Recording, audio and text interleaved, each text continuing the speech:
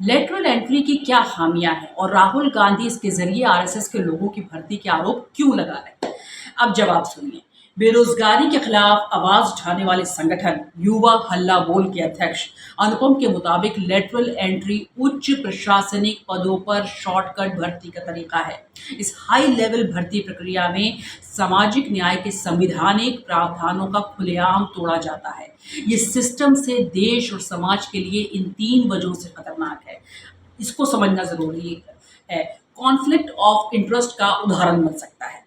किसी निजी कंपनी से अगर कोई व्यक्ति सरकारी अधिकारी बनेगा तो उसे पता होगा कि 3 साल या 5 साल बाद उसे वापस उसी कंपनी में जाना है। ऐसे में सरकार के ताकतवर पदों पर रहते हुए वो अधिकारी अपने हितों में काम कर सकता है। इस तरह लेटरल एंट्री के कई मामलों में कॉन्फ्लिक्ट ऑफ इंटरेस्ट का उदाहरण भी बनेगा। दूसरी बात, कानूनी नियमों को तोड़ेगा। सामाजिक न्याय के लिए बनाए गए कुछ संवैधानिक प्रावधानों का भी लेटरल एंट्री उल्लंघन करता है।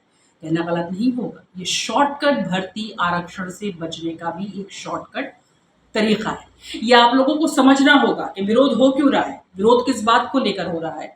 इसको समझने के लिए आपको ये और भी ज़्यादा चीज़ें और डिटेल में समझनी होंगी और इसीलिए हम ये प्रोग्राम भी कर रहे हैं ताकि आप इसको समझें दोस्तों कि लेटरल एंट्री ये किस तरह की एंट्री थी जिसको लेकर हंगामा शुरू हो गया और आनन-फानन में इसको रद्द करना पड़ा, यानी कि यू टर्न सरकार का। युवाओं को हतोत्साहित करेगा। ये सिविल सेवा की तैयारी कर रहे करोड़ों युवाओं को हतोत्साहित करने वाली नीति है, जो आईएएस या आईपीएस अभी सेवा नियमों के कारण बने हैं और अभी कुछ नहीं बोल पाएंगे, लेकिन अपने पदों को इस तरह पूंजीपति घरानों के लोगों के हाथों में जाते देख निराश होंगे। इससे नौजवान अधिकारियों और तैयारी कर रहे छात्रों का मोटिवेशन घटेगा।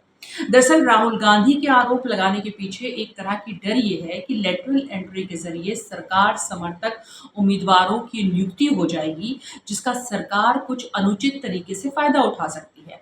इसके अलावा ये भी चिंता है कि ऐसे अफसर कारोबारी घराने के अनुकूल नीतियां बना सकते हैं या उन पर दबाव बना सकते हैं।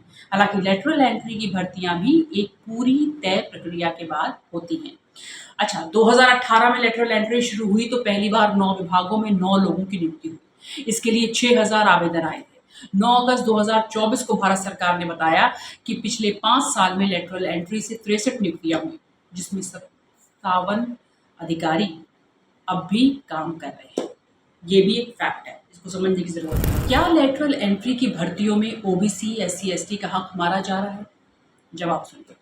कांग्रेस प्रवक्ता शक्ति सिंह गोयल का कहना है कि जिन 45 पदों पर लेटरल एंट्री के जरिए वैकेंसी निकली है, जिसके विज्ञापन में रिजर्वेशन शब्द का जिक्र तक नहीं है, ऐसे में ये ओबीसी, एससी, एसटी की हकमारी नहीं तो और क्या है। जी दोस्तों, समझने की कोशिश करिए। यहाँ पर गोहिल कहते हैं कि लेटरल एंट्री के जरिए सरकार के सबसे बड़े पदों पर भर्ती होती है। इस तरह की भर्ती प्रक्रिया में रिजर्वेशन लागू नहीं होती।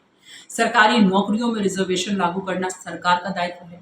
साफ है, इस तरह की भर्तियां समाज के ताकतवर वर्ग के लोगों के लिए हैं और ओबीसी, एससी, एसटी के साथ भी छलावा है। हालांकि बीजेपी आईटी सेल के प्रमुख अमित मालवीय का कहना है कि कांग्रेसी नेताओं का ये तर्क गलत है। सरकार सभी विभागों और मंत्रालयों में रिजर्वेशन के तहत नौकरी दे रही है। कांग्रेस सरकार के सुझाव के आधार पर ही मोदी सरकार ट्रांसपेरेंसी के साथ लेटरल एंट्री के जरिए अधिकारियों को बहाल करती है। इधर के भी तर्क हैं, उधर के भी तर्क हैं, समझदार आप हैं, समझना ज़रूरी है, इसलिए हमने आपको ये बताया।